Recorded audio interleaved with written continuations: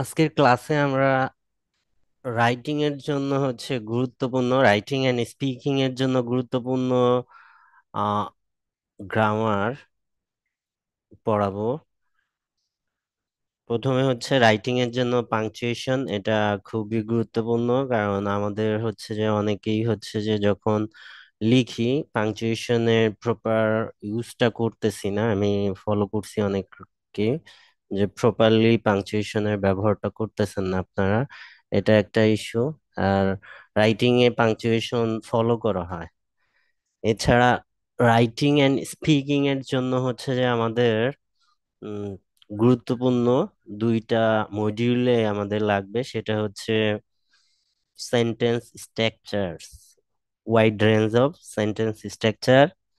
ওখানে আমরা phrase, clause, simple, complex, compound and conditional sentence, এই জিনিসগুলা দেখবো। সো আজকের ক্লাসটা একটু বড় হবে, ঠিক আছে?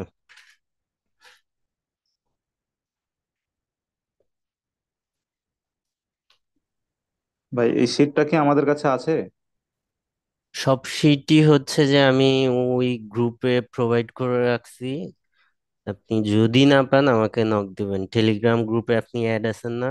ওখানের যে ইয়াটা, ডকুমেন্টের সেকশন, ওখান থেকে তো আপনারা সবগুলা জিনিস ডাউনলোড করে নিতে। এগুলা হোয়াটসঅ্যাপ গ্রুপে দেওয়া আছে ভাই এসব। হোয়াটসঅ্যাপে হোয়াটসঅ্যাপে থাকলে আছে ভাই। হোয়াটসঅ্যাপ হোয়াটসঅ্যাপে গ্রুপে সব দেওয়া আছে। সময় থাকে না। হোয়াটসঅ্যাপে দিছিলেন আপনি, যে এগুলো হোয়াটসঅ্যাপে দেওয়া আমি আছে। সব সব দিয়ে দিছি, কিন্তু এটা দীর্ঘদিন থাকে না। এর অন্যতম কারণ আহ, আপনার ওই হোয়াটসঅ্যাপে ডিলিট হয়ে যায়, এটার ধারণ ক্ষমতা যেটা, সেটা থাকে না। কিন্তু এখানে থাকে। এই যে এখানে ফাইল সেকশনে গিয়ে দেখেন, এখানে সব ডকুমেন্টস দিয়ে আছে, সব।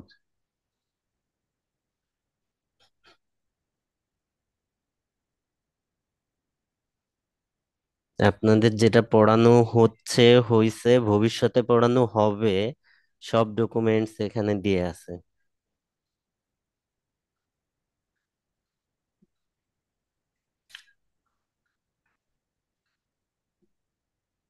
সব ডকুমেন্ট। তো এগুলা আপনি এখান থেকে আহ ডাউনলোড করে, এই যে পাংচুয়েশন রুলস, এই যে, ঠিক আছে, Punctuation. আপনি এখানে জয়েন করে সব ডাউনলোড করে নিবেন। এটা পাইছি ভাই। স্থায়ী। আপনার হোয়াটসঅ্যাপে প্রথমে দেয়া হয়েছে, গ্রুপ যখন আপনাদের প্রথম ক্লাস শুরু হয়েছে, দ্বিতীয় বা তৃতীয় ক্লাসে সব ডকুমেন্টস আমি প্রোভাইড করছি। পরবর্তীতে ওই হোয়াটসঅ্যাপে গ্রুপে ডকুমেন্টস গুলা থাকে না সব সময়, মানে ডাউনলোড করতে পারবেন না আপনি পরে, কিন্তু এখান থেকে আপনি যে কোনো সময় ডাউনলোড করতে পারবেন। তার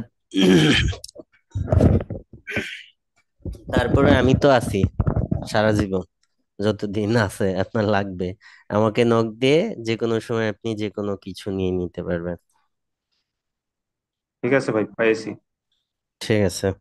সো পাংচুয়েশন মিন্স কি? আমাদের সেন্টেন্সে আমরা যে কথা বলার মাঝে বা লিখার মাঝে যে বিরতি বা সিম্বল গুলা বা সাইন গুলা বা মার্কস গুলা ইউজ করি, এগুলার প্রপার ইউজ কে পাংচুয়েশন বলে। এটা পারফেক্টলি ইউজ করতে হয় রাইটিং এর জন্য, ঠিক আছে?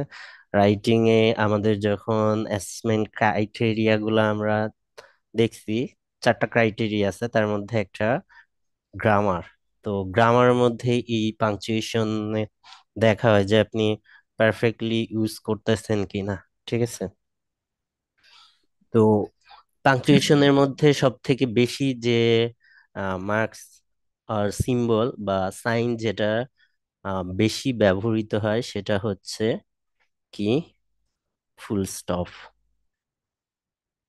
ফুল স্টপ আমরা কোথায় কোথায় ব্যবহার করি? Punctuation marks, mark, full stop, একটু দীর্ঘ বিরতি নেওয়ার জন্য, অ্যাসার্টিভ অর ডিক্লিয়ারেটিভ ইম্পারেটিভ, অপটেটিভ, অর্থাৎ আমাদের অর্থ অনুসারে সেন্টেন্স কয় প্রকার, জিনিসগুলো আমি পড়াইছি, রেসপন্স করতে হবে। 5 প্রকার। কি কি? Assertive, imperative, optative and interrogative, interrogative, exclamatory. তো এটার মধ্যে তিনটা যে আছে, অ্যাসার্টিভ, ইম্পারেটিভ, অপটেটিভ, এই তিনটা সেন্টেন্সে হচ্ছে যে আমরা এই তিনটা সেন্টেন্সের শেষে ফুল স্টপ ইউজ করব। ঠিক আছে, এই তিনটা সেন্টেন্সের শেষেই আমরা ফুল স্টপ ইউজ করব। আর যে দুইটা বাকি আছে, একটা হচ্ছে আপনার কি, কোনো কিছু জিজ্ঞাসা করার জন্য, কোনো ইনফরমেশন জানার জন্য যখন আমরা কোনো বাক্য ব্যবহার করি, ওইটাকে তো ইন্টারোগেটিভ সেন্টেন্স বলা হয়। ইন্টারোগেটিভ সেন্টেন্সে কোনটা ব্যবহার হয়?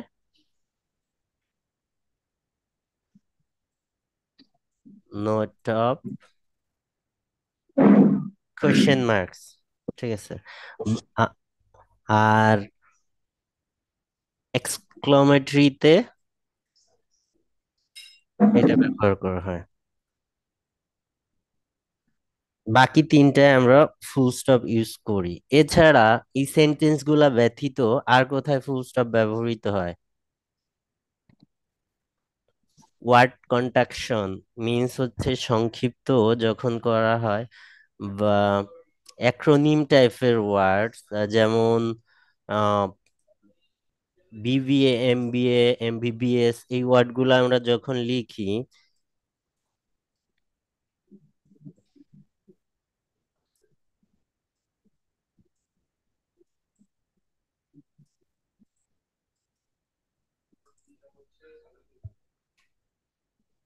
এগুলার এখানে এই যে ফুল স্টপ ব্যবহার করা হয়।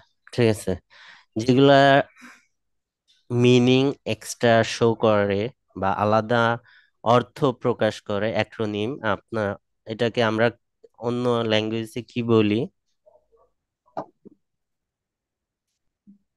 এটাকে অ্যাক্রোনিম ওয়ার্ড, আর একটা কি বলে, অ্যাব্রিভিয়েশন বলে। ঠিক আছে, তো এখানে আমরা ফুল স্টপ ইউজ করি। এছাড়া মিস্টার আর মিসেস এ আমরা সংক্ষিপ্ত করার ক্ষেত্রে, অ্যাব্রিভিয়েশনের সংক্ষিপ্ত করার ক্ষেত্রে mister and mistress, mister and mistress, এই দুইটার ক্ষেত্রে ফুল স্টপ ইউজ করি। Yes.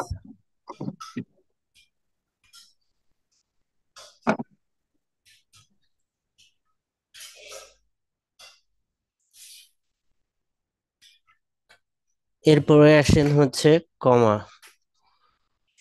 কমা আমরা কখন ব্যবহার করি? সাধারণত দুইয়ের অধিক, দুইয়ের অধিক, দুইয়ের বেশি যখন নাউন, প্রোনাউন, অ্যাডজেক্টিভ, অ্যাডভার্ব একটা সেন্টেন্সে থাকে, সেক্ষেত্রে এদের মাঝে আমরা কমা ইউজ করি। প্রথম প্রথম কয়েকটা কমা, লাস্টেরটার মাঝে এন্ড ইউজ করি। শেষেরটা অর্থাৎ লিস্টটার শেষে যখন লিস্ট শো করবে, এগুলার প্রথম গুলার মাঝে কমা থাকবে, যেমন নাউন, কমা, প্রোনাউন, কমা, অ্যাডজেক্টিভ, কমা, অ্যাডভার্ব, কমা। এই যে যে কমা এবং লাস্টেরটার আগে আমরা এখানে এন্ড, আমরা যদি বলি যে নাউন, প্রোনাউন, অ্যাডজেক্টিভ এবং অ্যাডভার্ব, যদি কোনো সেন্টেন্সে একাধিক থাকে, তাদের মাঝে প্রথম গুলায় কমা, লাস্টের দুইটার আগে এন্ড ব্যবহার করতে হবে। যদি একটা উদাহরণ দেই,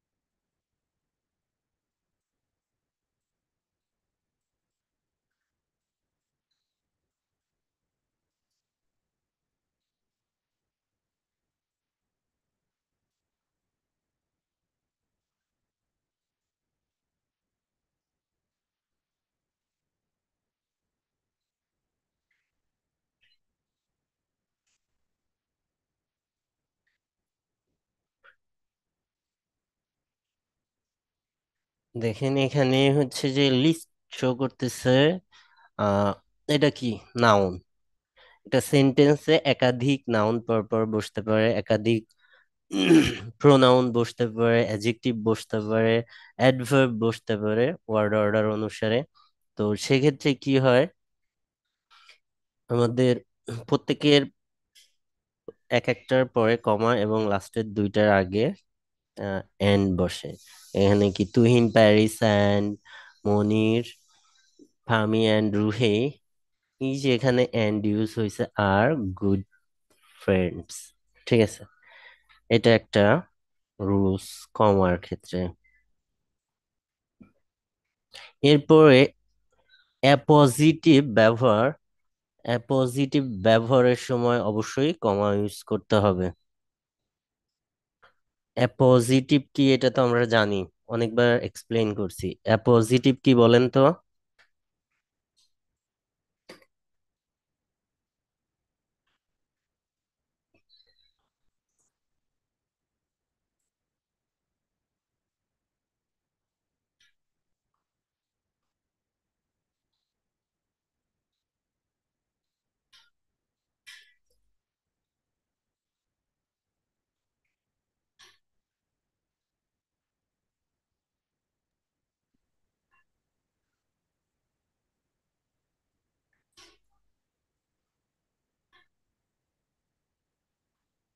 নাউন সম্পর্কে অতিরিক্ত তথ্য দিন।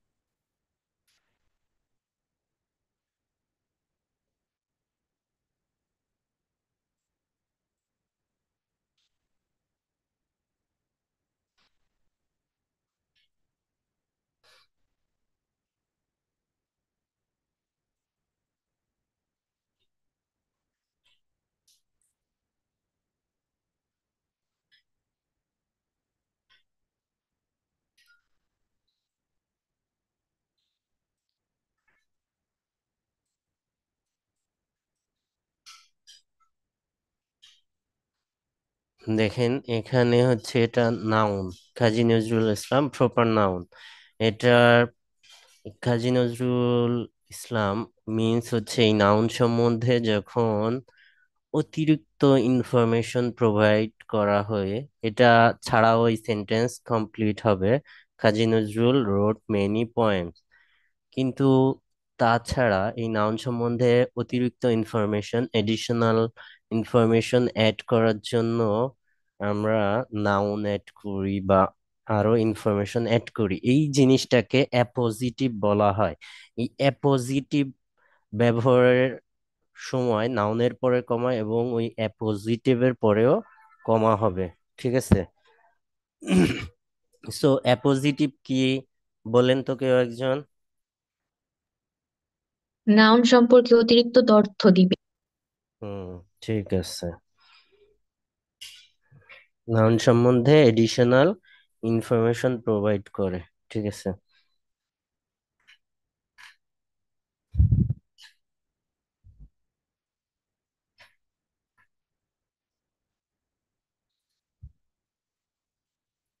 তারপরে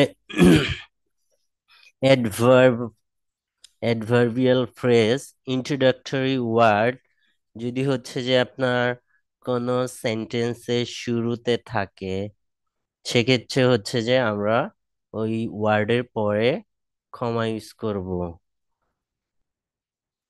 অ্যাডভার্ব কি আমরা তো জানি নাকি? দাঁড়ান তো কাউকে জিজ্ঞেস করি। অর্পিতা, অ্যাডভার্ব কি? দাঁড়ান, দাঁড়ান। জি ভাই। হ্যালো, হ্যাঁ ভাইয়া। জি, অ্যাডভার্ব কি জি? নাফিসা, আপনি একটু ইয়া করেন, মিউট করেন। অর্পিতা আপনি বলেন অ্যাডভার্ব কি?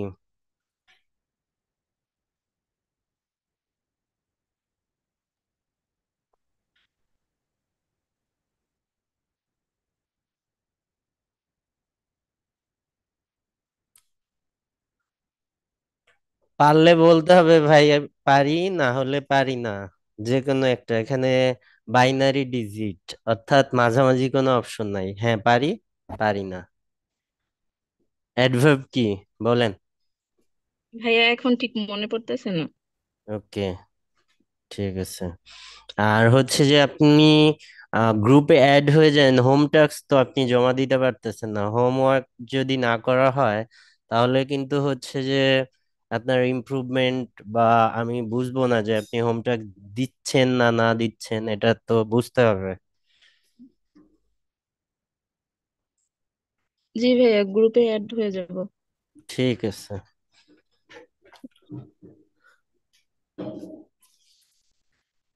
অ্যাডভার্ব কি কে পারে? ভাইয়া আমি বলবো, আ- যে ওয়ার্ড দ্বারা নাউন এবং প্রোনাউন ছাড়া অন্য সবকিছুকে মডিফাই করা হয়। জি, ঠিক আছে। অ্যাডভার্ব। খালি ওয়ার্ডকে মডিফাই করা হয়, সেন্টেন্সকে মডিফাই করা হয় না? ভাই সেন্টেন্স কেও তো জি ভাইয়া মডিফাই করা করে। হয়। নাউন আর প্রোনাউন বাদে বাকি সবকিছুকে মডিফাই করবে। ইন্টারজেকশনকেও মডিফাই করতে পারে না। ইন্টারজেকশন কি? ইন্টারনাল ইমোশন এক্সপ্রেস করার যে ওয়ার্ড গুলা, ওগুলাকে হচ্ছে যে ইন্টারজেকশন বলে। ইন্টারজেকশনকেও মডিফাই করে না, বাকি সবাইকে মডিফাই করতে পারে।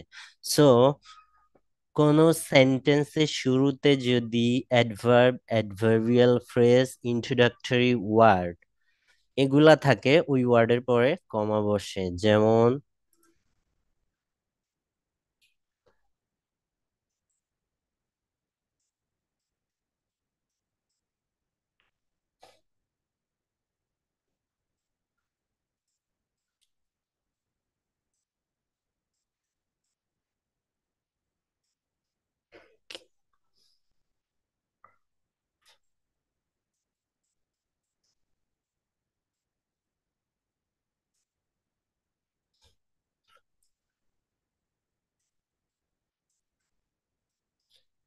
সেন্টেন্সে এই যে হচ্ছে ইন্ট্রোডাক্টরি ওয়ার্ড, ও এটার পরে কমা হবে। যদি অ্যাডভার্ব আসে, অ্যাডভার্ব অন্য একটা সেন্টেন্স যদি লিখি,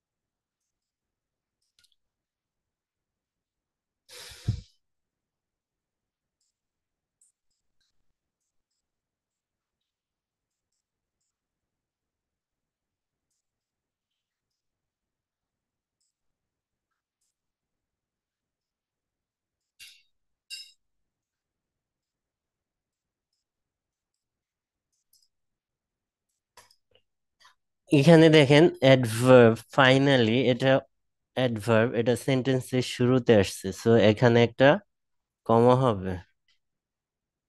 ঠিক আছে।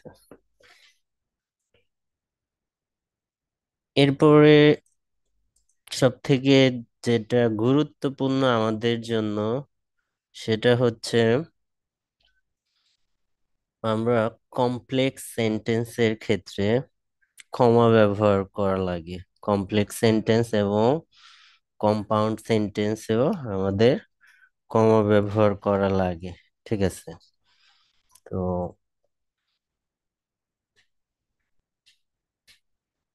কখন কমা ব্যবহার করতে হয়? কমপ্লেক্স সেন্টেন্সে কখন কমা ব্যবহার করতে হয়? কমপ্লেক্স সেন্টেন্সে যদি হচ্ছে যে আপনার কনজাংশনটা শুরুতে থাকে, অর্থাৎ ডিপেন্ডেন্ট ক্লজটা যদি প্রথমে থাকে, তাহলে পরে কমা ব্যবহার করা লাগে না। কিন্তু যদি হচ্ছে যে ইন্ডিপেন্ডেন্ট ক্লজটা প্রথমে থাকে আর ডিপেন্ডেন্ট ক্লজটা পরে থাকে, তাহলে হচ্ছে কমা ব্যবহার করা লাগে। একটা উদাহরণ দেন তো কেউ একজন, দেখি।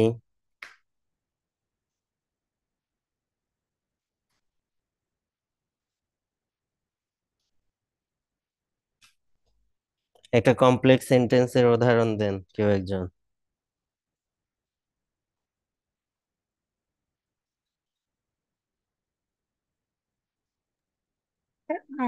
Though he was weak, he went to school. দো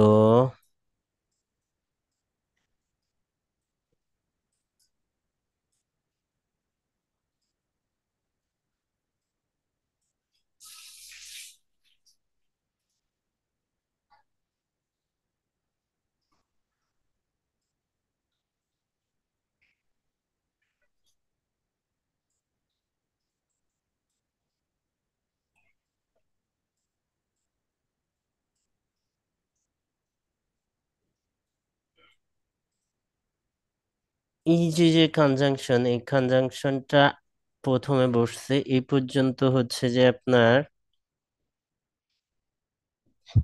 কি, এ পর্যন্ত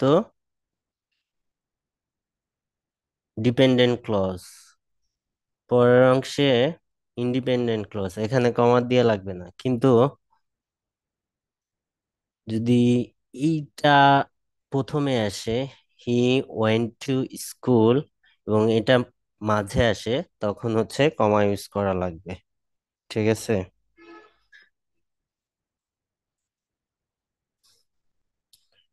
আমরা কম্পাউন্ড সেন্টেন্সের ক্ষেত্রে কখনোই কমা ব্যবহার করি না। করি? হি ইজ ফোর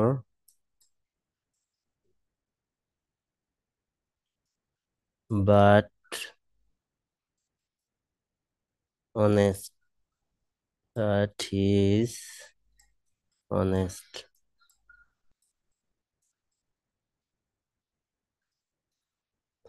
এখানে কম্পাউন্ড সেন্টেন্সে এন্ড ভার্ব অর এর পূর্বে কমা বসে, কিন্তু আমরা কখনোই এই কমা ইউজ করি না। এই কমাটা ইউজ করতে হবে অলওয়েজ। কম্পাউন্ড সেন্টেন্সে আমরা এই যে যে কনজাংশন, মাঝের যে কনজাংশন এন্ড বাট অর, এটার পূর্বে কখনোই কমা ইউজ করি না, কিন্তু কমা ইউজ করতে হবে। ঠিক আছে? এই ভুল করা যাবে না। কম্পাউন্ড সেন্টেন্স আমাদের রাইটিং এ তো হচ্ছে যে আমাদের অবশ্যই কমপ্লেক্স ইউজ করতে হবে, কম্পাউন্ড ইউজ করতে হবে। সো এই যে যে পাংচুয়েশনের ব্যবহারটা, এটা কারেক্টলি ইউজ করতে হবে। তারপরে আমাদের যদি হচ্ছে যে কোনো কোশ্চেনের অ্যান্সার ইয়েস নো তে দেয়া লাগে, তাহলে ইয়েস নোর পরে কমা, তারপরে হচ্ছে অ্যান্সার। ঠিক আছে? তারপরে হচ্ছে যে যারা জিটি দিবেন তাদের জন্য হচ্ছে যে প্রথমে addressing, my dear, my dear, এখানে কমা বসবে। ঠিক আছে? আর ডিয়ার, কমা বসবে। তারপরে হচ্ছে আমাদের রিপোর্ট, রিপোর্টেড স্পিচে কমা বসে, যদিও এটার ব্যবহার এখানে নাই। তারপরে আসেন হচ্ছে যে আমাদের ক্লোন ব্যবহার করার ক্ষেত্রে, যেগুলা হচ্ছে যে আমাদের জন্য গুরুত্বপূর্ণ বা ভুল হয়, সেগুলা হচ্ছে যে আমাদের ব্যবহার আমি দেখাচ্ছি। ক্লোন, ক্লোন সাইনটা কেমন বলেন তো?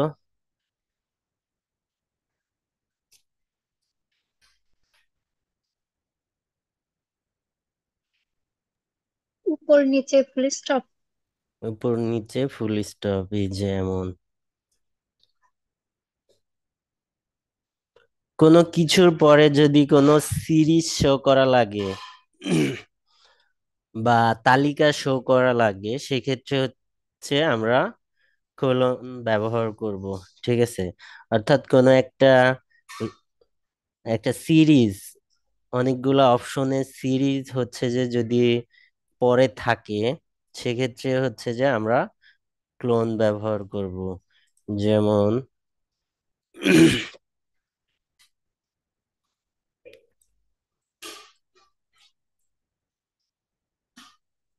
we have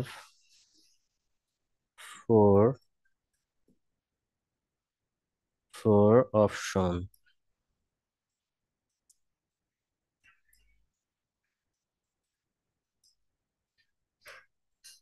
এখন এই যে যে ফোর অপশন, এটাকে আমরা শো করার জন্য এখানে ক্লোন ব্যবহার করব, এন্ড দেন এই অপশন গুলার মাঝে কমা।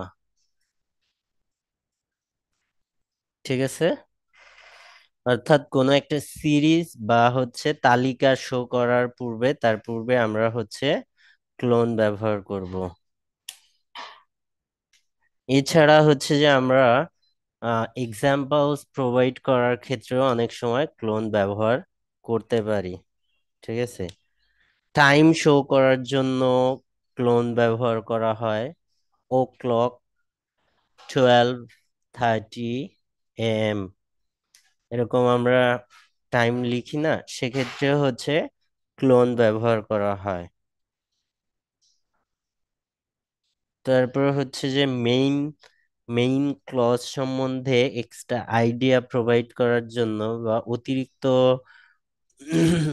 ইনফরমেশন প্রোভাইড করার জন্য অনেক সময় ক্লোন ব্যবহার করা হয়। এরপরে আসেন হচ্ছে সেমিক্লোন।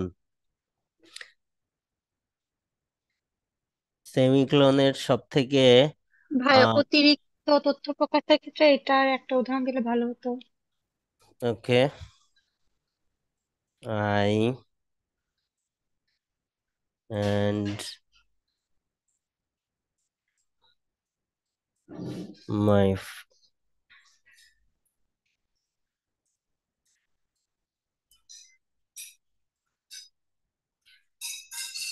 friends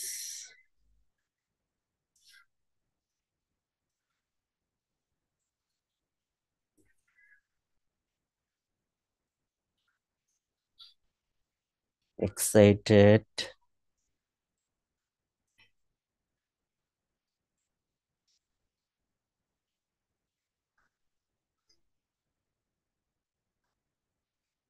এটা হচ্ছে আমাদের সেন্টেন্স কমপ্লিটেড। এখন এইটা সম্বন্ধে যদি আমরা এক্সট্রা ইনফরমেশন প্রোভাইড করি, কেন আমরা এক্সাইটেড, এটা সম্বন্ধে এক্সট্রা ইনফরমেশন যদি প্রোভাইড করি, আমরা ঘুরতে যাচ্ছি, we are going to park. ঠিক আছে, we are going to park.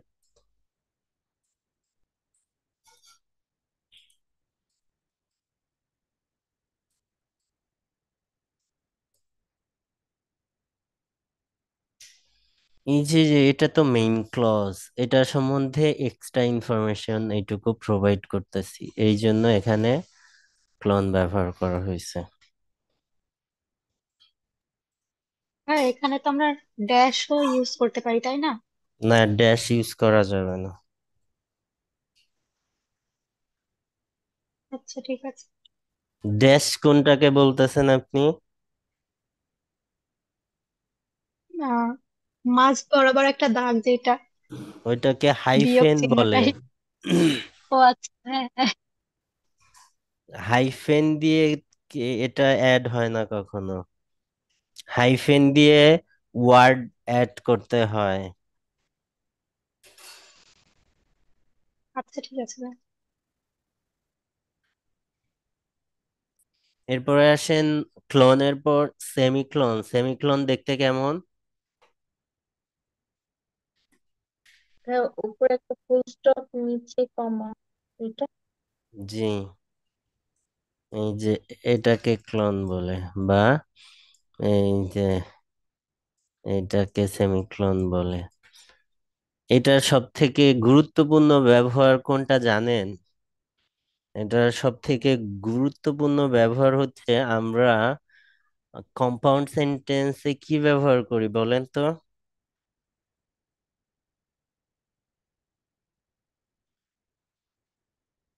বা দুইটা প্রিন্সিপাল ক্লজকে যখন কানেক্ট করা হয় আমরা কি দিয়ে কানেক্ট করি?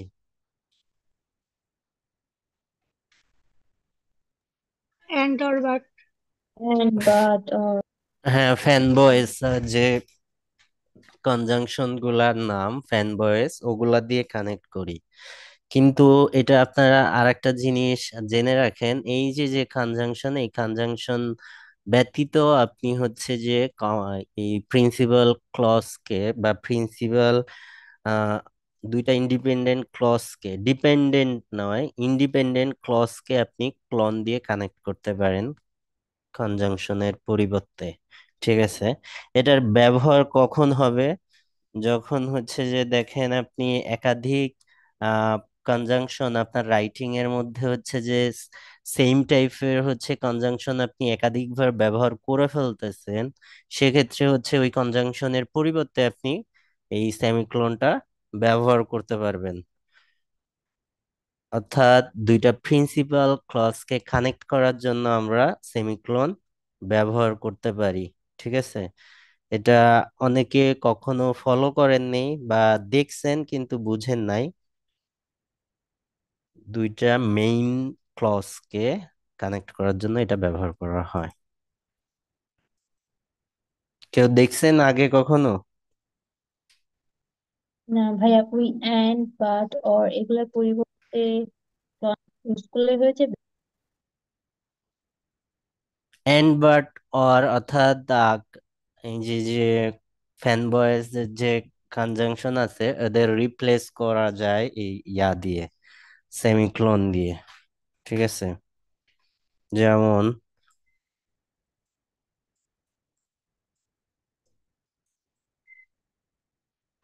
উইন্টার ব্রিংস, উইন্টার কি আনে?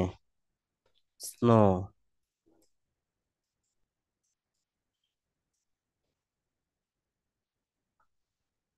And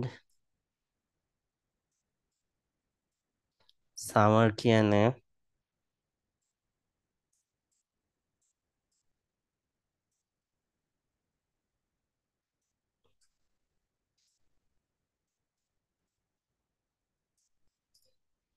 provide Sunshine.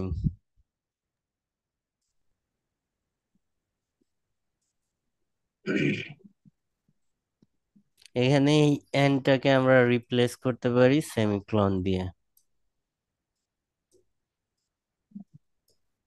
এটা এটা দিয়ে রিপ্লেস করা যাবে। কখন রিপ্লেস করবেন? আপনি যখন একাধিকবার এন্ড ইউজ করতেছেন আপনার রাইটিং এ ওয়ার্ড রিপিটেশন হিসেবে, তখন তো আপনার এসের মার্কস কমে যাবে। ওয়ার্ড রিপিট করা যাবে না, না মানে চেষ্টা করতে হবে রিপিট কম করার। ঠিক আছে, তো সেক্ষেত্রে এটা একটা টুলস হইতে পারে আপনাদের, যে আপনি সেমিকোলন ব্যবহার করতেছেন।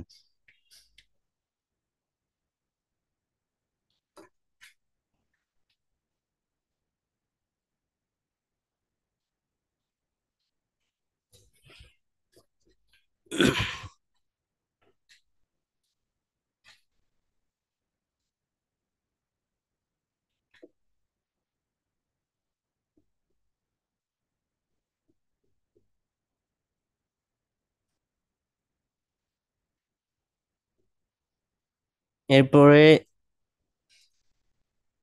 অ্যাপোস্ট্রফি। অ্যাপোস্ট্রফি কখন ব্যবহার করা হয়?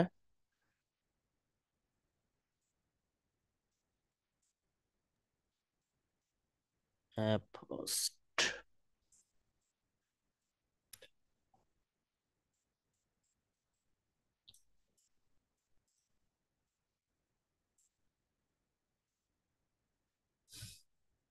অ্যাপোস্ট্রফি কি বলেন তো? তো ভাইয়া ওই যে যেমন বয় বয়েস, এই যে এসব উপরের টাইপের কমা। ঠিক আছে, ক্ষিপ্ত করতে ব্যবহার হয়। হ্যাঁ, কন্ট্রাকশন কন্ট্রাকশনের জন্য ব্যবহার করা হয়, যদিও আমাদের রাইটিং এ কন্ট্রাকশন অ্যালাউড না। ঠিক আছে, আমাদের রাইটিং এ কন্ট্রাকশন অ্যালাউড না, রাইটিং এ কন্ট্রাকশন ইউজ করা নিষেধ। ঠিক আছে, দুইটা জিনিস আমাদের নিষেধ, দুইটা জিনিস রাইটিং এ করলে মার্কস পাওয়া যায় না। সেম দুইটা জিনিস স্পিকিং এ করলে অনেক বেশি মার্কস পাওয়া যায়। তার মধ্যে হচ্ছে যে এই যে কন্ট্রাকশন ইউজ করা যাবে না, অর্থাৎ শব্দের সংক্ষিপ্ত রূপ ব্যবহার করা যাবে না। আর একটা হচ্ছে ফ্রেজ ব্যবহার করা যাবে না রাইটিং এর ক্ষেত্রে। কিন্তু অন দা আদার হ্যান্ড আপনি এই দুইটা জিনিস যদি স্পিকিং এ ব্যবহার করেন, আপনার স্পিকিং ভালো মার্কস ক্যারি করবে এই দুইটার জন্য। ঠিক আছে, সো ওয়ার্ড সংক্ষিপ্ত করার জন্য এটা ব্যবহার করা হয় একটা কন্ট্রাকশন। এছাড়া হচ্ছে প্রসেশন, অর্থাৎ ওনারশিপ, মালিকানা বা অধিকার বোঝাতে পসিভ অ্যাডজেক্টিভ বা নাউনের পসিভ ফর্ম শো করার ক্ষেত্রে হচ্ছে আমরা এই অ্যাপোস্ট্রফি ব্যবহার করি। My pen, his pen, my father's gave me chocolates. So এই যে যে অধিকার বোঝানোর ক্ষেত্রে প্রসেশন, পসিভ অ্যাডজেক্টিভ, এগুলার ক্ষেত্রে এই অ্যাপোস্ট্রফি ব্যবহার করা হয়। এরপরে হচ্ছে যে আপনি যে ড্যাশ বললেন ওইটাকে হাইফেন বলে। হাইফেন হচ্ছে এই এই যে এমন একটা টান, এটা কখন ব্যবহার করা হয়? এটা ব্যবহার করা হয় হচ্ছে যে আপনার আহ দুই বা অধিক শব্দকে যুক্ত করার ক্ষেত্রে। আমরা অনেক সময় আহ নাম্বার লিখি না, প্রোনাউন্স করি, স্পেলিং করে লিখি 35, 78।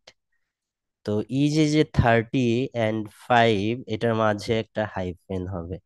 ঠিক আছে, 35 একবারে লিখবেন না, 35, বুঝতে পারছেন? এন্ড আইসক্রিমেও তো হয়। জি, আইসক্রিম লেখার ক্ষেত্রে তো হাইফেন ইউজ হয়। হ্যাঁ, এটার রুলসটা বলতেছি, আইসক্রিমের ওইটা বলতেছি। আহ, আপনার তারপর হচ্ছে যে কম্পাউন্ড নাউন লেখার ক্ষেত্রে, যেমন father in law, mother in law, compound noun যেগুলা, এগুলার ক্ষেত্রেও এদের মাঝে হাইফেন ব্যবহার করা হয়।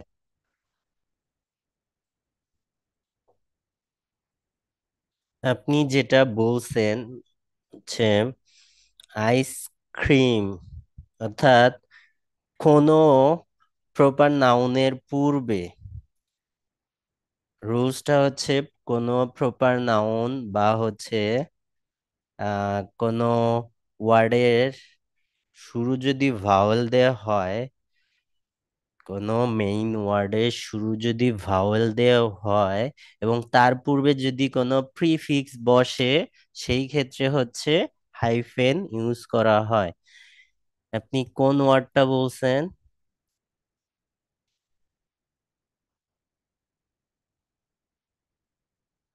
আইসক্রিম। কোঅপারেটিভ।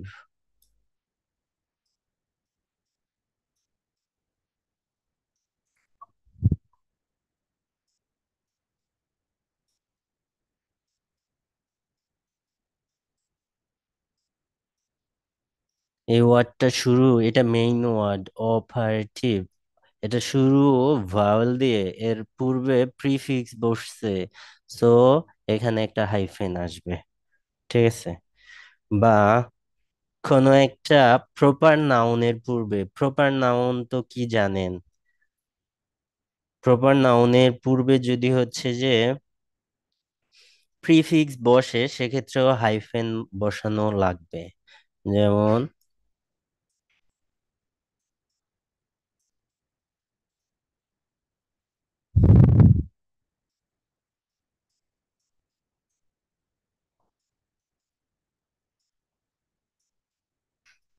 এটার পূর্বে যদি আমি একটা প্রিফিক্স প্রি প্রি কথা অ্যাড করে দেই, তাহলে এখানে একটা হাইফেন। এটা প্রপার নাউন, এর পূর্বে যদি হচ্ছে যে কোনো প্রিফিক্স অ্যাড করতে হয়, অবশ্যই হাইফেন অ্যাড করতে হবে। বুঝতে পারছেন? এটা ছোট্ট একটা গ্রামার, কিন্তু ইফেক্টিভ। কেন আমাদের রাইটিং এগুলা লাগবে আইএলটিএস এ।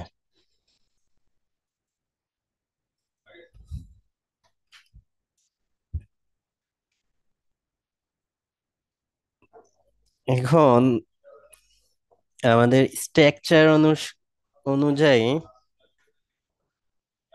আহ, আমাদের সেন্টেন্স কয় প্রকার স্ট্রাকচার অনুসারে?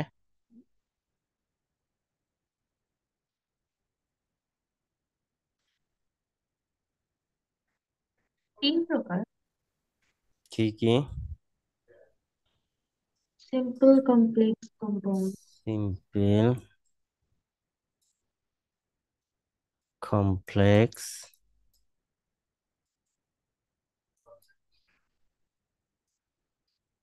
কম্পাউন্ড।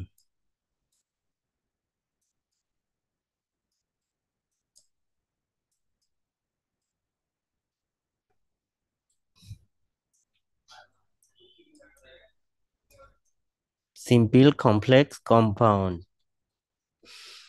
তো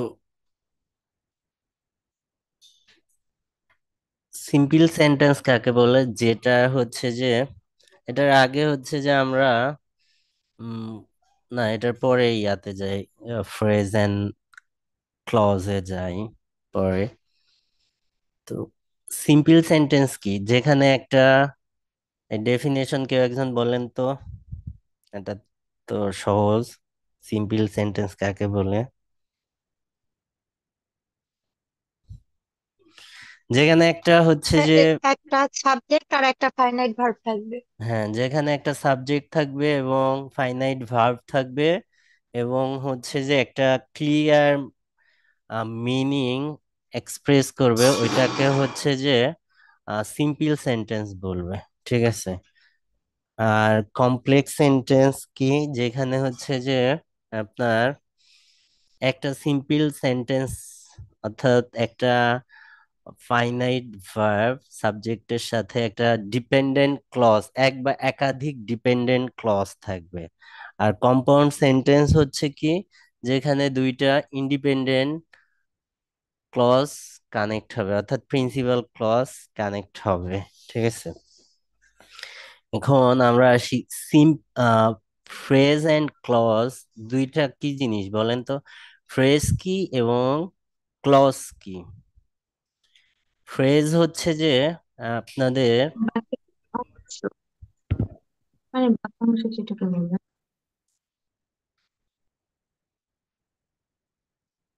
ফ্রেজে সাবজেক্ট এবং ফাইনিট ভার্ব থাকবে না। ঠিক আছে?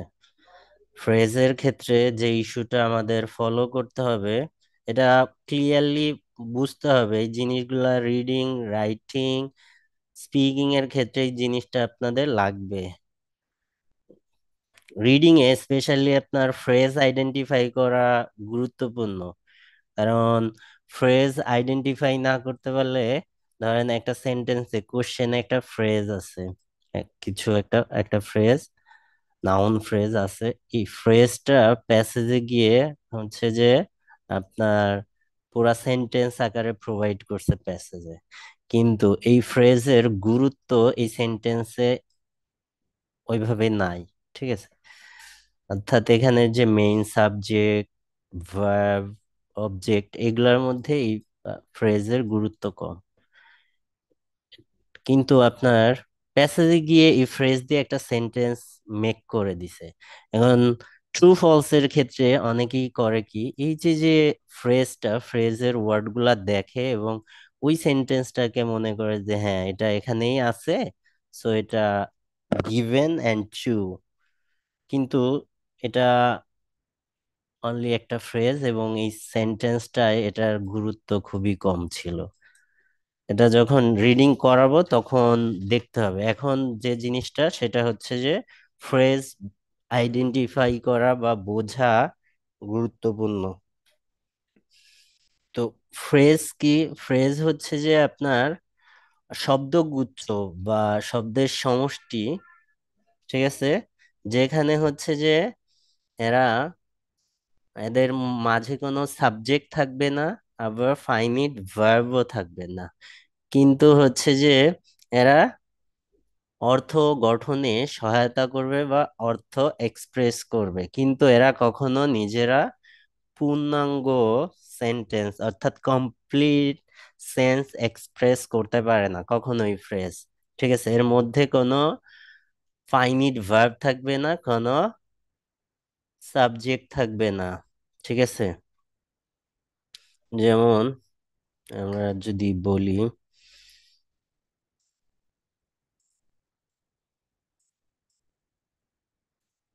স-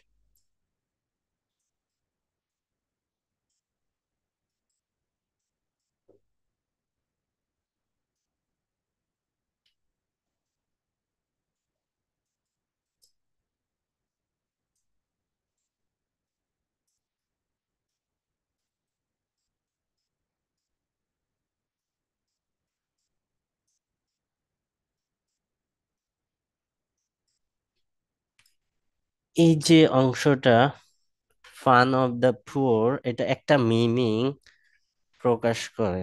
ঠিক আছে, কিন্তু এর মাঝে কিন্তু দেখেন কোনো ফাইনিট ভার্ব নেই, কোনো সাবজেক্ট নাই, কিন্তু এরা মিনিং এক্সপ্রেস করতেছে একটা সিঙ্গেল মিনিং। ঠিক আছে, সো এটা একটা ফ্রেজ।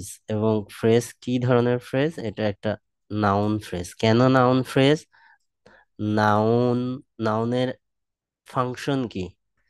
নাউনের ফাংশনের মধ্যে একটা ফাংশন ছিল যে ভার্বের অবজেক্ট হিসেবে ব্যবহৃত হতে পারে। সো এখানে মেক ভার্বের অবজেক্ট হিসেবে এই যে ফান অফ দ্য পুর এটা শো করতেছে, সো এটা নাউন ফ্রেজ। ঠিক আছে,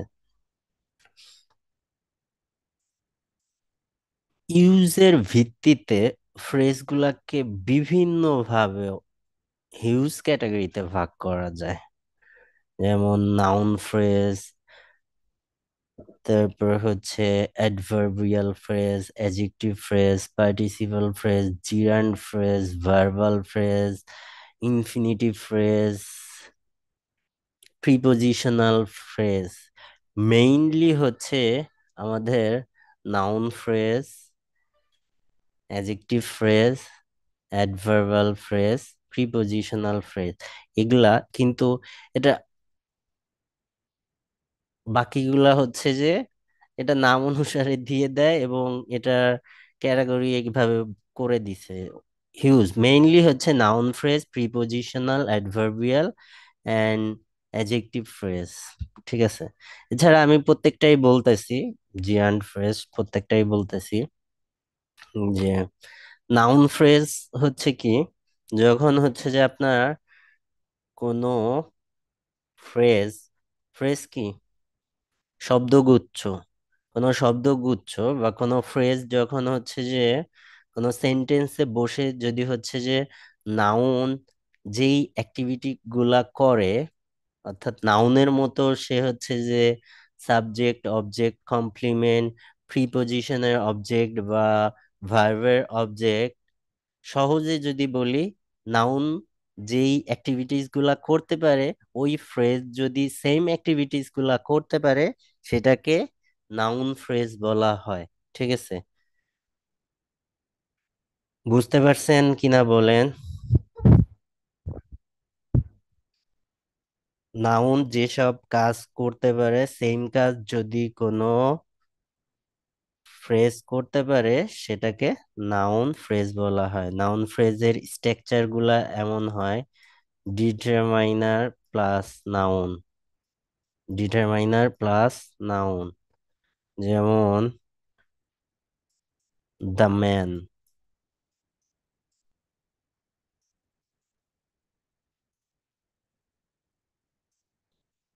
ডিটারমাইনার প্লাস নাউন। ঠিক আছে, adjective plus noun.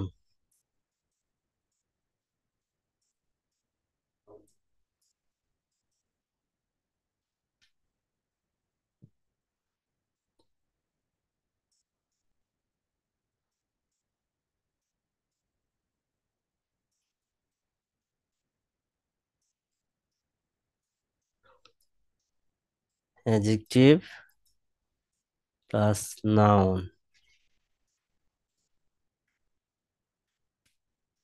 Determiner plus adjective plus noun. এটার উদাহরণ: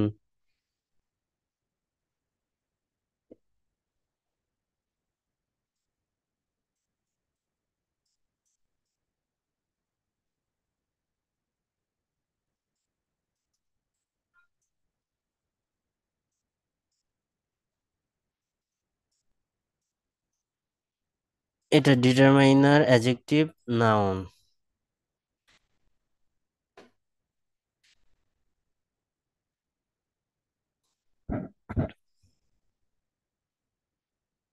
এরপরের structure determiner plus adverb plus adjective plus noun.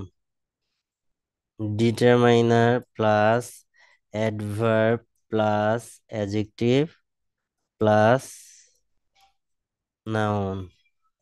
ঠিক আছে, এই স্ট্রাকচারে এখানে যদি আমি এ ভেরি অ্যাড করে দেই, এখানে যদি একটা ভেরি অ্যাড করে দেই, very, a very beautiful girl.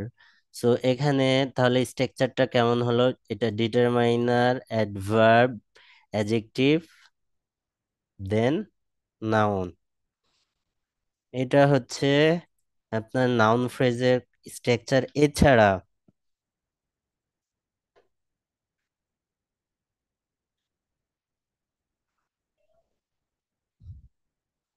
Noun and noun, noun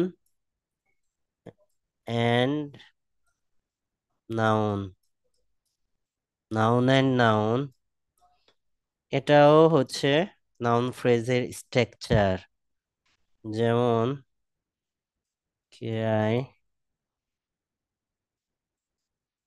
খিত and খিন।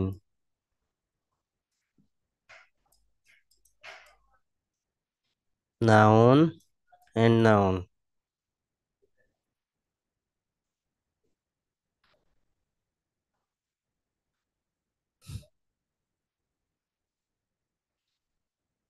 নাউন ফ্রেজের আরেকটা উদাহরণ, exception, the plus adjective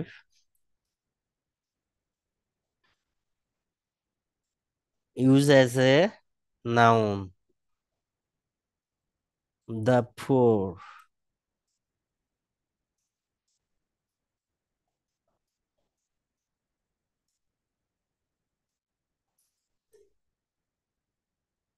the brave।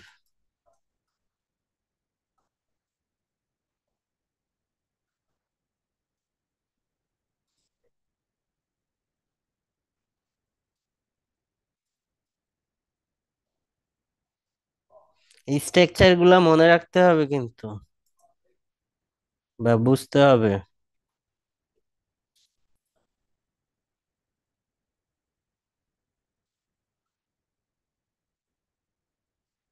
তারপরে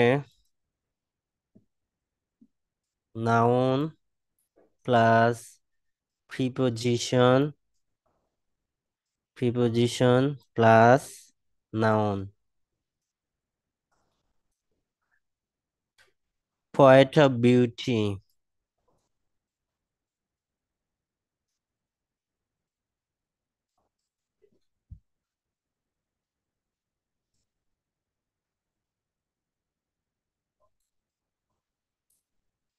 নাউন, নাউন, প্রিপোজিশন। এগুলা কি ছিল আমাদের?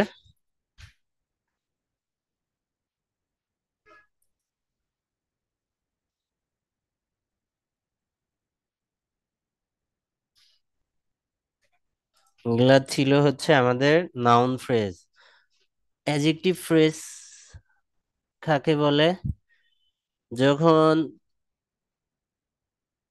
কোনো ফ্রেজ অ্যাডজেক্টিভের মতো কাজ করে, সিম্পলি যদি বলি।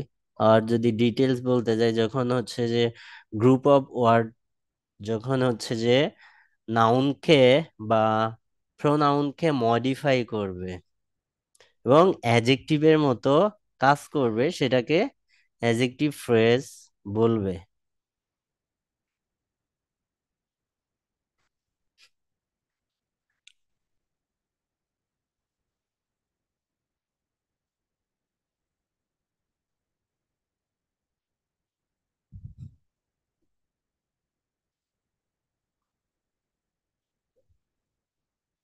অ্যাডজেক্টিভ ফ্রেজ চিনার একটা সংক্ষিপ্ত নিয়ম হচ্ছে, আপনার নাউনের পরে পার্টিসিপাল আর প্রিপোজিশন দিয়ে কোনো ফ্রেজ যখন শুরু হয়, ঠিক আছে, ওইটা অ্যাডজেক্টিভ ফ্রেজ হয় সাধারণত। যেমন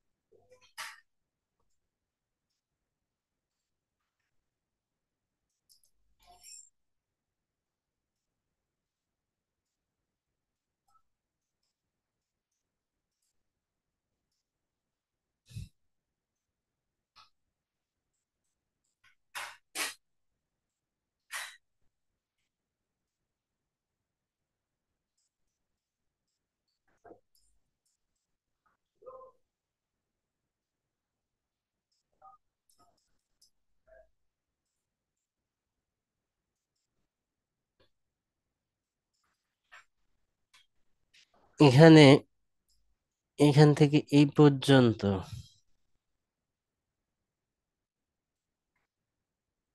এটুকু অ্যাডজেক্টিভ ফ্রেজ, ঠিক আছে।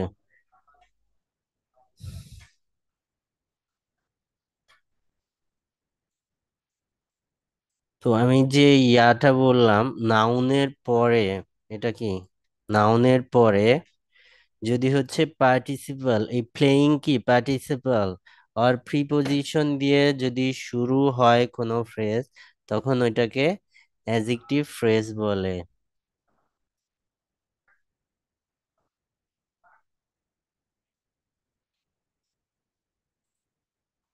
আপনারা ক্লাসে আছেন? জি ভাইয়া। জি ভাইয়া আসছি। জি ভাইয়া আছে।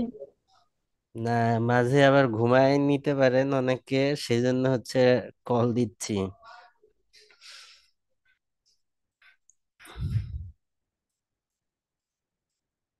হি is a boy,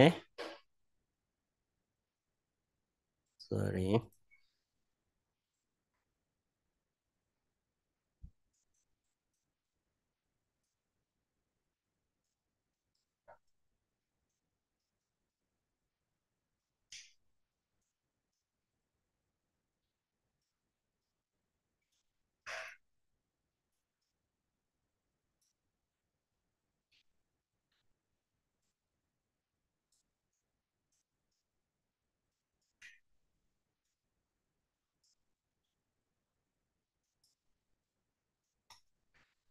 he is the boy with bouncy hair, ঠিক আছে। এখানে উইথ বাউন্সি হেয়ার অর্থাৎ আহ, আপনার প্রিপোজিশন, প্রিপোজিশন দিয়ে শুরু হয়েছে। তো অ্যাডজেক্টিভ ফ্রেজ চিনার দুইটা উপায় বললাম বা লিখার। একটা হচ্ছে আপনার পার্টিসিপাল দিয়ে নাউনের পরে পার্টিসিপাল অথবা প্রিপোজিশন দিয়ে শুরু হবে।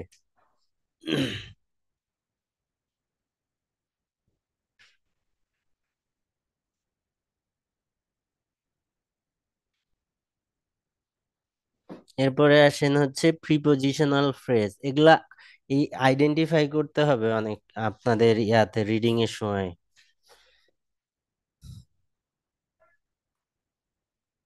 প্রিপোজিশনাল ফ্রেজ কি?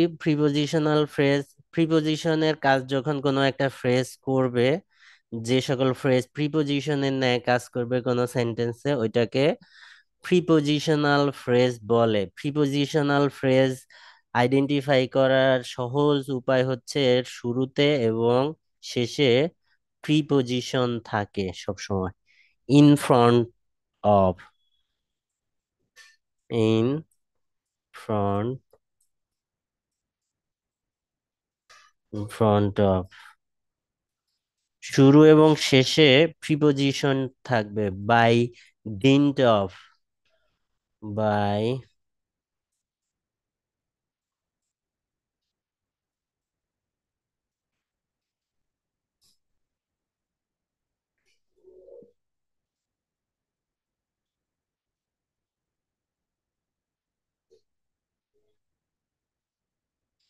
এছাড়া প্রিপোজিশনাল ফ্রেজ চেনার আরেকটা উপায় হচ্ছে যে শুরুতে প্রিপোজিশন থাকবে এবং শেষে আপনার নাউন থাকবে।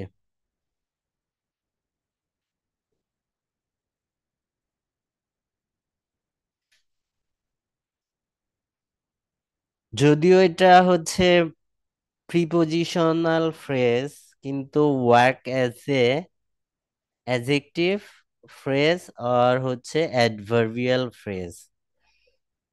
অর্থাৎ প্রিপোজিশন দিয়ে শুরু এবং শেষে যদি নাউন থাকে, এই যে কিছুক্ষণ আগে আপনাদের দেখালাম যেটা প্রিপোজিশন দিয়ে শুরু হয়েছে কিন্তু কাজ করতেছে কি অ্যাডজেক্টিভ ফ্রেজ হিসেবে।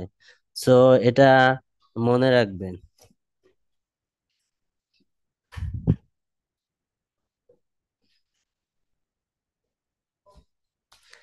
অ্যাডভার্বিয়াল ফ্রেজ কি? যখন অ্যাডভার্বের ন্যায় কাজ যেটা করবে, হচ্ছে যখন অ্যাডভার্বের মতো কাজ প্রিপোজিশন। করবে। হ্যাঁ বলেন। ভাইয়া, শুরুতে প্রিপোজিশন আর শেষে যদি নাউন থাকে তাহলে ওটা অ্যাডভার্বিয়াল ফ্রেজ বলবো নাকি প্রিপোজিশনাল ফ্রেজ? ওইটা সরি, অ্যাডজেক্টিভ নাকি প্রিপোজিশনাল? এটা এটা স্ট্রাকচার অনুসারে হচ্ছে যে প্রিপোজিশনাল ফ্রেজ, কিন্তু এই ধরনের ফ্রেজগুলা হচ্ছে যে আপনার adverbial phrase and adjective phrase হিসেবে কাজ করে সেন্টেন্সে। আচ্ছা।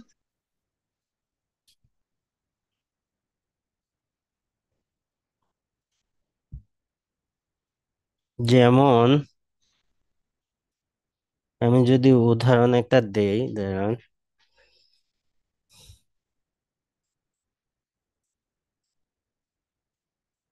Student, the student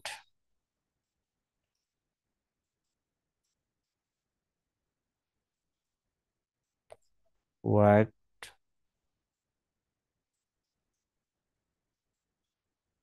with diligence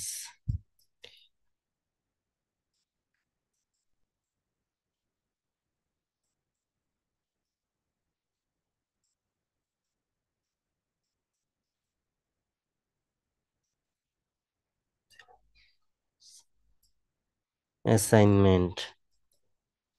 দেখেন এই যে যে work with diligence on their assignment, লাস্টে হচ্ছে আপনার অ্যাসাইনমেন্ট হচ্ছে নাউন, শুরু হয়েছে প্রিপোজিশন দিয়ে, কাজ করতেছে কি মডিফাই করতেছে এই যে এটাকে, ভার্বটাকে।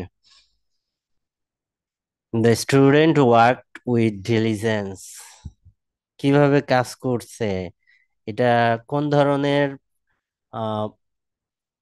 অ্যাডভার্বের শো করতেছে বলেন তো? Adverb of manner.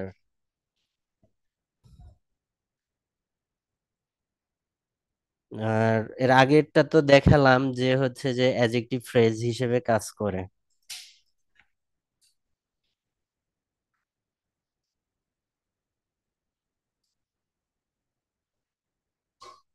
R adverbial phrase কখন? যখন হচ্ছে যে কোনো ফ্রেজ অ্যাডভার্বের ন্যায় কাজ করে। অর্থাৎ ভার্ব কখন হচ্ছে, কোথায় হচ্ছে, কেন হচ্ছে, এই প্রশ্নগুলার অ্যান্সার প্রোভাইড করে। সেই ক্ষেত্রে ওই ফ্রেজকে অ্যাডভার্বিয়াল ফ্রেজ বলা হয়। ঠিক আছে।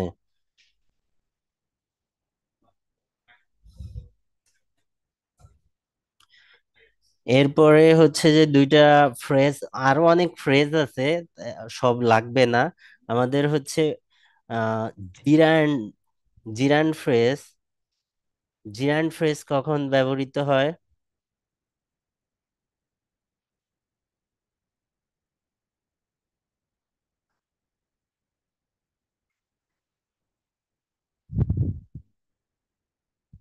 অর্থাৎ নাউন যে কাজগুলা করে ওই সেম কাজগুলা তো হচ্ছে যে জিরান করে, কিন্তু ভার্বের সাথে আইএনজি যুক্ত হয়ে করে, ওইগুলাকে হচ্ছে আপনার জিরান্ড ফ্রেজ বলে।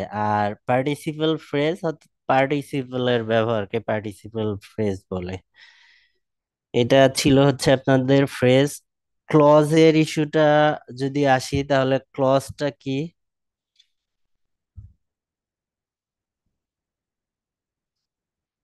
আমাদের ক্লজ কি? সেন্টেন্সের একটা অংশ, যেখানে হচ্ছে যে আপনার সাবজেক্টও থাকতে হবে, ফাইনিট ভার্বও থাকতে হবে। ক্লজ এন্ড ফ্রেজের মধ্যে মেইন ডিফারেন্সটা হচ্ছে সাবজেক্ট, অর্থাৎ ফাইনিট ভার্ব থাকে না আপনার ফ্রেজের মধ্যে, কোনো ফাইনিট ভার্ব থাকে না, কিন্তু ক্লজের মধ্যে ফাইনিট ভার্ব থাকবে। ঠিক আছে। অর্থাৎ একটা সেন্টেন্সের একটা অংশ যার মধ্যে সাবজেক্ট থাকবে এবং ফাইনিট ভার্ব থাকবে। ঠিক আছে, এটাকে ক্লজ বলা হয়। এটার যদি ডেফিনেশন প্রোভাইড করা হয় ক্লজের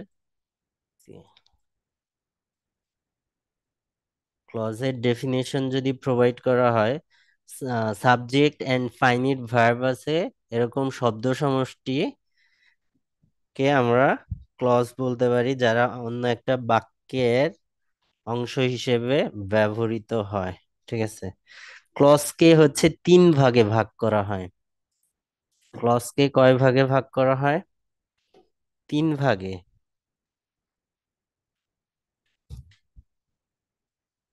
principal clause, Subordinate clause, principal coordinate clause. Clause আর independent clause, subordinate clause or dependent clause, and coordinating clause, coordinate clause। এটার মধ্যে এটা আবার তিন ভাগে ভাগ। কি কি? Noun clause, Noun clause, adjective adjective clause, adverb clause, clause. Adverbial clause. ঠিক আছে। এখন প্রিন্সিপাল ক্লজ হচ্ছে যে ক্লজে সম্পূর্ণ অর্থ প্রকাশ করার জন্য অন্য কারোর উপর ডিপেন্ড করে অন্য না, অর্থাৎ সে একাই কমপ্লিট সেন্স এক্সপ্রেস করতে পারে, সেটা হচ্ছে প্রিন্সিপাল ক্লজ। আর ডিপেন্ডেন্ট ক্লজ হচ্ছে যে আপনার যে ক্লজ গুলা হচ্ছে কমপ্লিট সেন্স এক্সপ্রেস করার জন্য অন্যের উপর ডিপেন্ড করে, প্রিন্সিপাল ক্লজের উপর ডিপেন্ড করে, সেটাকে হচ্ছে আপনার সাবঅর্ডিনেট ক্লজ বা subordinate ডিপেন্ডেন্ট clause. ক্লজ বলা হয়। এবং কোঅর্ডিনেট ক্লজ হচ্ছে যে প্রিন্সিপাল ক্লজই, ঠিক আছে, যেটা হচ্ছে যে দুইটি প্রিন্সিপাল ক্লজকে কোঅর্ডিনেটিং কনজাংশনের মাধ্যমে কানেক্ট করা হয়, ওইটা হচ্ছে কোঅর্ডিনেট ক্লজ। এরা দুইটা ইন্ডিপেন্ডেন্ট ক্লজকে বা দুইটা প্রিন্সিপাল ক্লজকে কানেক্ট করে কোঅর্ডিনেট ক্লজ। ঠিক আছে। এই যে যে জিনিসগুলা পড়াচ্ছি, এই জিনিসটা, ক্লজ, সেন্টেন্স স্ট্রাকচার, এই জিনিসটা আপনাদের অবশ্যই লিজের বই থেকে পড়তে হবে এবং উদাহরণগুলা দেখতে হবে।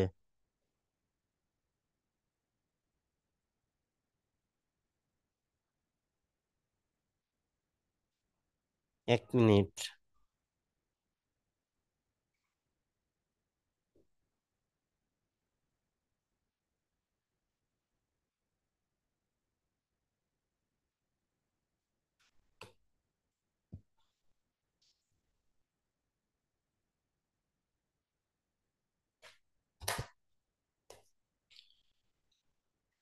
এখানে ক্লাস শেষ হওয়ার পর ইভানা আপু আর ফাহাদ,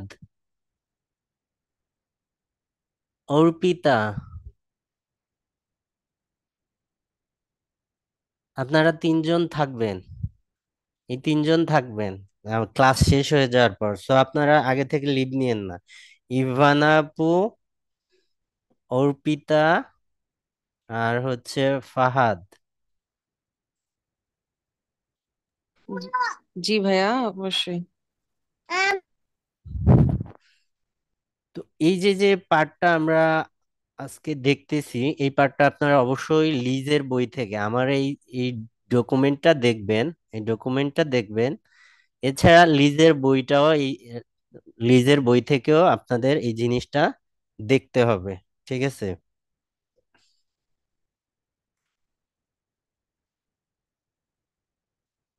কোঅর্ডিনেটিং কনজাংশন গুলা হচ্ছে কি কি? ফ্যান ভয়েস দিয়ে কানেক্ট করে। এবং সাবঅর্ডিনেটিং কনজাংশন গুলা হচ্ছে যে, সাবঅর্ডিনেটিং যে কনজাংশন আছে, সাবঅর্ডিনেটিং ক্লজ গুলা সাবঅর্ডিনেটিং কনজাংশন দিয়ে কানেক্ট হয়। এরপরে আমাদের যে জিনিসটা আছে সেটা হচ্ছে কন্ডিশনাল সেন্টেন্সেস। কন্ডিশনাল সেন্টেন্স কি? কন্ডিশনাল সেন্টেন্স হচ্ছে যে আপনার একটা ঘটনার উপর অন্য আর একটা ঘটনা যখন নির্ভর করে, অর্থাৎ একটা শর্ত যুক্ত থাকে একটা ঘটনা ঘটার জন্য, সেটাকে হচ্ছে কন্ডিশনাল ক্লজেস বা সেন্টেন্স বলা হয়। এটা হচ্ছে যে আপনার 4 ধরনের আছে। প্রথমে হচ্ছে zero conditional. Zero conditional means হচ্ছে যে যেটা অবশ্যই ঘটবে, অর্থাৎ পসিবিলিটি 100-এ 100, মানে এটার কন্ডিশন জিরো এখানে। অর্থাৎ এটা কোন ক্ষেত্রে? এটা structure present plus present, present indefinite plus present indefinite. কখন এটা হবে? চিরন্তন সত্য, সাইন্টিফিক্যাল ট্রুথ। ঠিক আছে। এই টাইপের কন্ডিশন যখন আসবে তখন এটা জিরো কন্ডিশনাল। যেমন পানিকে হচ্ছে তাপ দিলে এটা ফুটবে, এটা বৈজ্ঞানিক সত্য। এখানে পানিকে তাপ দিলে অন্য কিছু ঘটার কোনো চান্স নাই, অন্য কিছু হওয়ারও চান্স নাই। ঠিক আছে। সো এখানে পানিকে তাপ দিলে সে বাষ্প হবে। সো এটাই কন্ডিশন জিরো, এটা জিরো কন্ডিশনাল। এরপরে হচ্ছে যে ফার্স্ট কন্ডিশনাল। এখানে এই যে যে জিরো কন্ডিশনালে যে প্রবাবিলিটি বা সম্ভাবনা তার থেকে কিছুটা কম, অর্থাৎ রিয়াল একটা জিনিস যে এটা হইলে এটার হওয়ার সম্ভাবনা বেশি থাকে। যেমন আপনি যদি ভালো প্রিপারেশন নেন, আপনি ভালো স্কোর করতে পারবেন। এটা কি রিয়াল অ্যান্ড পসিবল। কিন্তু এরপরও এখানে কিন্তু থাকতে পারে, প্রবাবিলিটি এরকম 100% না।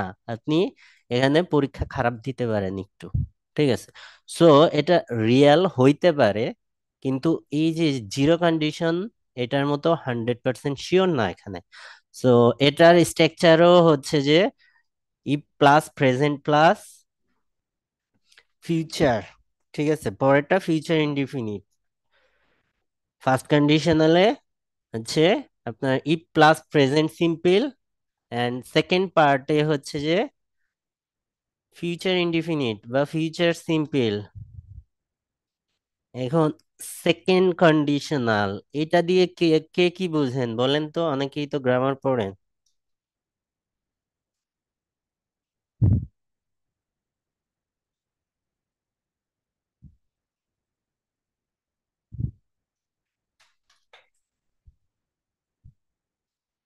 কারো কোনো আইডিয়া আছে? কেউ কি সব ঘুমাই গেছে নাকি? না ভাই, শুনছি তো, এখন কি বলবো? আর আপনি সেকেন্ড কন্ডিশনাল কখন ইউজ করেন? এগুলা তো আমাদের লিখা লাগবে বা হচ্ছে ইউজ করা লাগবে আমাদের প্র্যাকটিক্যালে।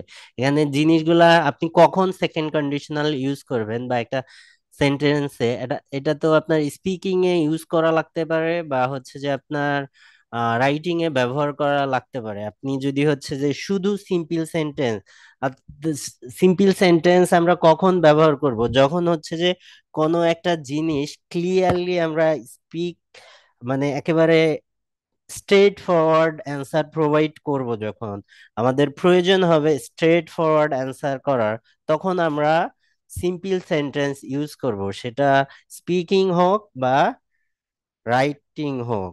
আর কমপ্লেক্স আমরা কখন ইউজ করব? কমপ্লেক্স যখন হচ্ছে যে আমাদের আহ ওইটা ইনফরমেশন, অর্থাৎ যে টপিকে কথা বলবো ওই টপিকে একটু এক্সট্রা ইনফরমেশন প্রোভাইড করার জন্য আমাদের প্রোভাইড করা লাগবে, তখন হচ্ছে আমরা সিম্পল সেন্টেন্স ব্যবহার না করে কমপ্লেক্স স্ট্রাকচার ইউজ করব। ঠিক আছে? তো এই ক্ষেত্রে হচ্ছে যে আপনি কখন সেকেন্ড কন্ডিশনাল ইউজ করবেন বা করেন?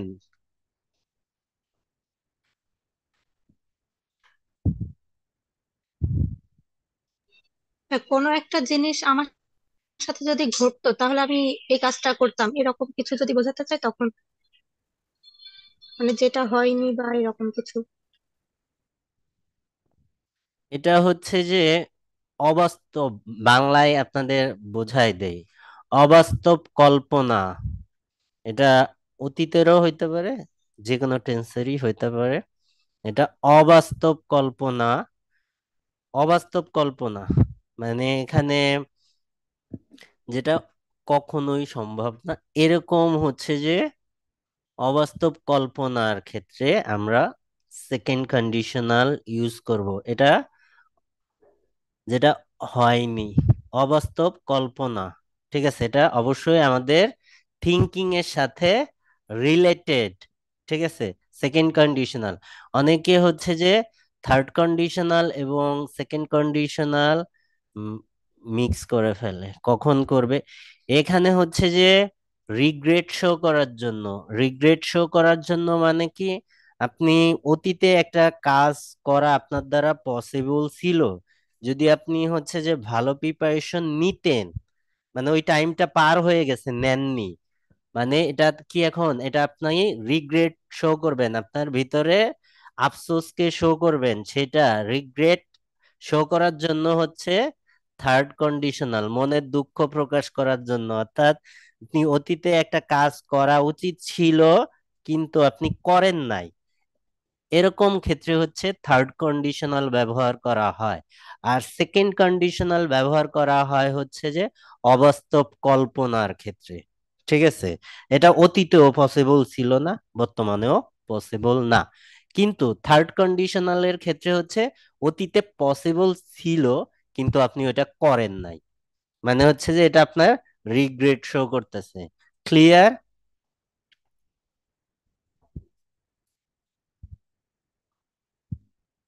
জি ভাই, ক্লিয়ার। স্ট্রাকচার এখানে ডকুমেন্টস দিয়ে আছে, দেখে নিবেন। ঠিক আছে? এখন আপনাদের হচ্ছে যে নেক্সট ক্লাস থেকে আমি হচ্ছে যে ইয়া লিসেনিং শুরু করব। ঠিক আছে?